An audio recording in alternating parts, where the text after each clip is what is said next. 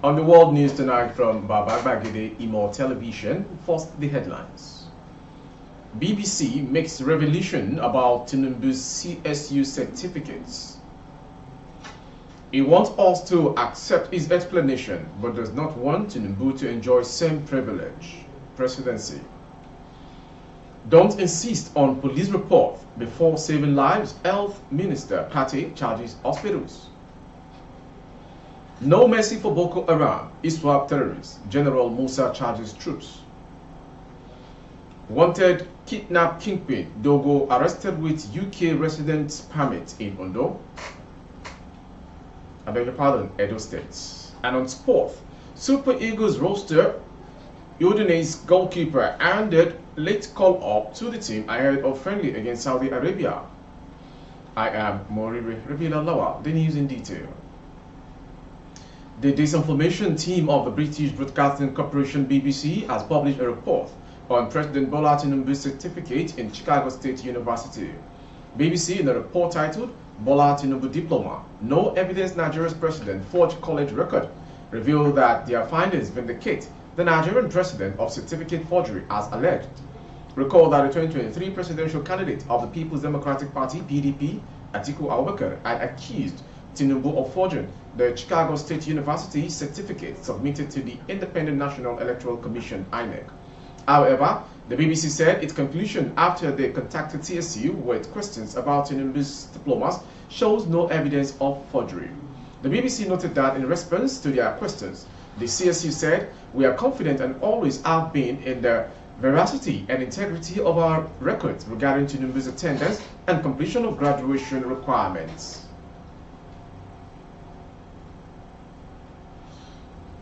The presidency has reacted to the controversy surrounding the name which appears on a secondary school certificate submitted by the People's Democratic Party PDP presidential candidate in the 2023 elections, Atiku Abubakar, to the Independent National Electoral Commission, INEC.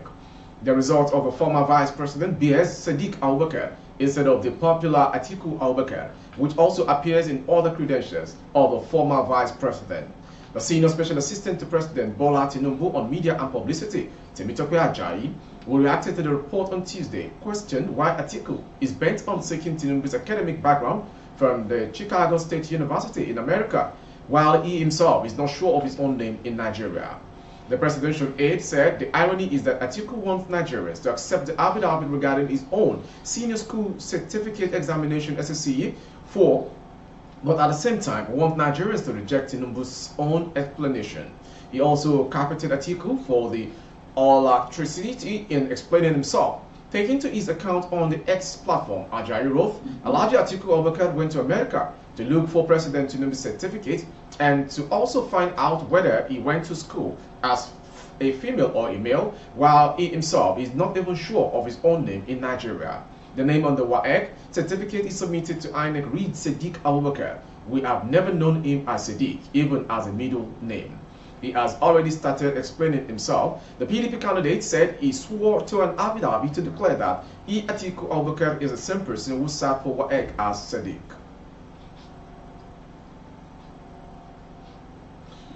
The Coordinating Minister of Health and Social Welfare, Mohammed Ali Pate, has charged hospitals in the country to prioritize saving lives above any other thing. There have been outcries over the years for hospitals demanding police reports from gunshot and accident victims before the commencement of treatment, which has led to many other victims losing their lives on many occasions.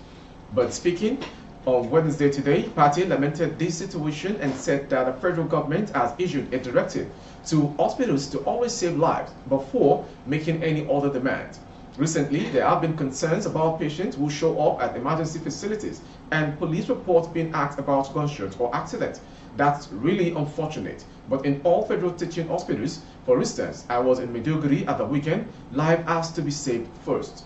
Life first, and we have refurbished that all hospitals, I believe, are doing that.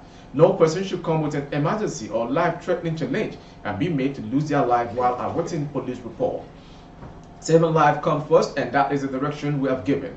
That is what we would pursue, and we hope that all hospitals, including private hospitals, will have this mindset that in health, it's save life first, Pate said. The health minister said that it is expected the states across the nation will also follow up with the federal government directive in their various hospitals. They also reiterated that private hospitals also have the obligation to follow the same directive, reminding them that as health practitioners, saving life comes first everywhere. He also spoke on the federal government resolve to expand health insurance in the country with the recent launching of the National Health Insurance Authority. Party added that access to affordable quality health care for all Nigerians is critical on the path to achieving universal health coverage.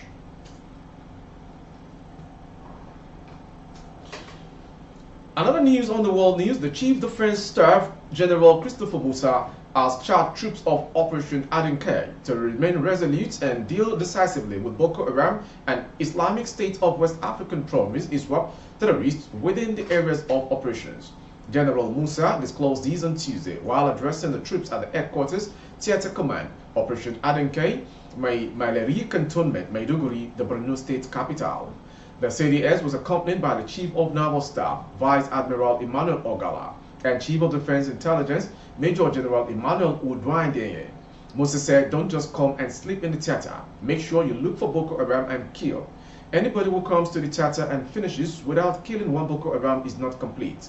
So you must make sure before you go, kill one, look for them, and that is the only way we can finish them completely. They should not be looking for us, we should be looking for them. Do not go and sit down until they attack and we repel. There is nothing like repel. Go and find them and kill them. The Commander-in-Chief of the Armed Forces of Nigeria said, I should come and see how you are doing and to thank you. We all appreciate your sacrifices and commitment. It is not easy to come here and leave your families at home while you stay to defend the country. The President said he is happy with us and wishes all the very best. He also reminds us that it is not yet over, but that we are moving in the right track. If we continue the way we are going, very soon, Boko Haram will come to an end in Nigeria. Our duty is to protect civilians, but if we come and start maltreating them, will they help us? If you do this, you are creating more problems for yourselves. So let them understand that we are here to protect them, to bring peace to the northeast and country, he said. According to him, Operation Safe Corridor window for Boko Haram members and other terrorists hibernating in the northeast is still open. But anyone who refuses to repent will be eliminated using kinetic and non-kinetic approaches. The Nigerian military under my leadership, with support from God Almighty, President Bola Ahmed Tinubu, and all relevant stakeholders, is ready to end terrorism, kidnapping, and other forms of criminality in the country very soon.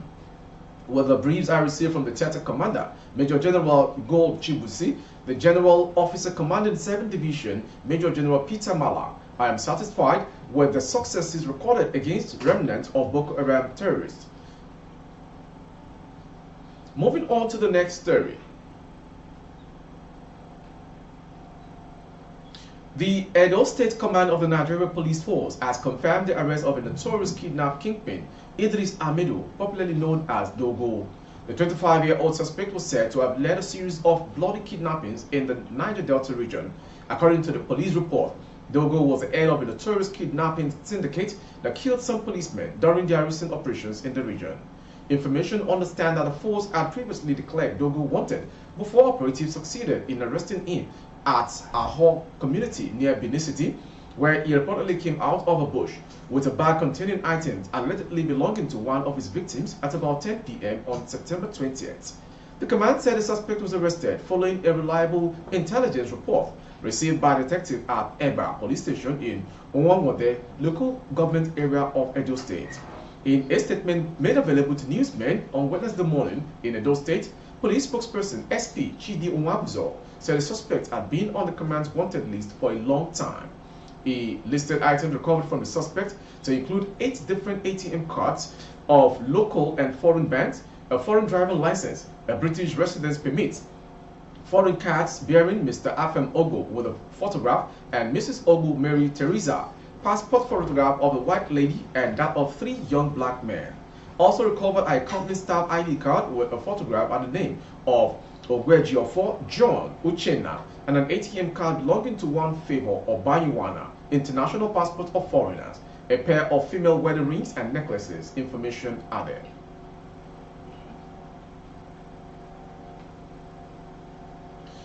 Sokoto State Police Command said it has arrested scores of suspected bandits, kidnappers, rescued victims, and recovered both locally fabricated firearms and AK-47 rifle between May and October this year. Addressing newsmen Tuesday at the command's headquarters, the state's commissioner of police, Ali Ayatuk Egama, said their relentless aggressive patrols, rate of criminal hideouts, as well as visible policing community strategies is yielding tremendous achievements. Giving breakdown of the recorded success with the command. And this period, CP Kegama said his men traced footprints of suspected kidnappers to Yabo, Senyana, and Silema Forest, rescued 6 kidnapped victims and arrested their abductors Aliyu Abubakar, Abdullahi Umar, and Ayuba Magaji with one AK-47 49 rifle, 2 magazines loaded with 15 live ammunition, a locally fabricated pistol with 12 rounds of live ammunition, a Cassie motorcycle, and 9 mobile phones. Continuing, the CP said his men equally arrested one Dauda Ahmed, who is suspected to be a renowned bandit and kidnapper terrorizing communities with the metropolis of Sokoto and his kidnapped gang members, Abubakar Aminu, Abubakar Isa, and Semela Umar, after a gun duel that later led to the death of the leader, Dauda Ahmed. Moving on to the next story. The music universe is currently abused over claims by Kef D that he was hired by rapper Sean Combs, long famous as P. Diddy, to kill Tupac Shakur. The confession reverberated around the world, with many finding it hard to believe. Tupac Shakur was murdered decades ago in what was thought to be the result of rap gangsterism. It was one death that shook the industry because Tupac had made enormous contributions to the rap universe at the time, and some even consider him a legend. But who killed Tupac? That's a question, or rather, who were the unseen hand and the mastermind of the rapper's assassination? PDP's name has popped up sporadically as someone privy to the rapper's assassination, but he denied any involvement in it all. With Kev D in the picture and confessing that he was offered $1 million for the hit job, all eyes appear to be on Didi again. But like before, he has also insisted on his innocence in the old drama. Kev D insisted that Didi not only wanted the rapper killed, but he also made the offer public there were other presents. He was ready to pay anything. Anyway, there is no hard evidence to nail Didi at this point. Moving on to foreign story. The ruler of Saudi Arabia, Crown Prince Mohammed bin Salman, has pledged unwavering support for the Palestinian people amidst the ongoing conflict involving Hamas militants and Israel. In a recent conversation with Palestinian President Mahmoud Abbas, who leads the Fatah movement governing the West Bank, bin Salman assured that Saudi Arabia would steadfastly stand with the Palestinians in their pursuit of legitimate rights, a better quality of life, the realization of their aspirations, and the establishment of a just and enduring peace. It's worth noting that Abbas is a political rival of Hamas, the group responsible for the recent attacks on Israel. Bin Salman conveyed his commitment to working with international entities to prevent any further escalation of the conflicts. And to the next foreign story from Niger. Niger's post-coup military rulers have demanded in a statement seen by AFP on Wednesday that the United Nations coordinator in the West African country leave Niger within 72 hours. The Foreign Ministry said in a statement dated Tuesday that the government had ordered Lise Aubin, the U.S. resident and humanitarian coordinator, to take all necessary measures to leave Niamey within 72 hours. It pointed to obstacles which it said were presented by the UN Secretary General Antonio Guterres, with a view to thwarting the full and complete participation of Niger at last month's UN General Assembly. The military regime has already criticized the previous actions of the UN chief, saying that they were likely to undermine any effort to end the crisis in our country. Bakary Yao Sangare, who before the coup was Niger's ambassador to the UN and is now its foreign minister, was the new leader's chosen representative for the gathering. And finally, on sports. Udinese goalkeeper Maduka Okoye has been handed a late call-up to the Super Eagles squad ahead of Friday's international friendly against Saudi Arabia at the Estadio Municipal de Portimao. Okoye has not played for the Super Eagles for more than 20 months, with his last appearance coming in the round of 16, clash against Tunisia at the 2021 Africa Cup of Nations in January 2022. The German-born goalsman was a non-playing substitute the last time the Super Eagles visited Portugal for a friendly against the Selasco dos Coines in November 2022.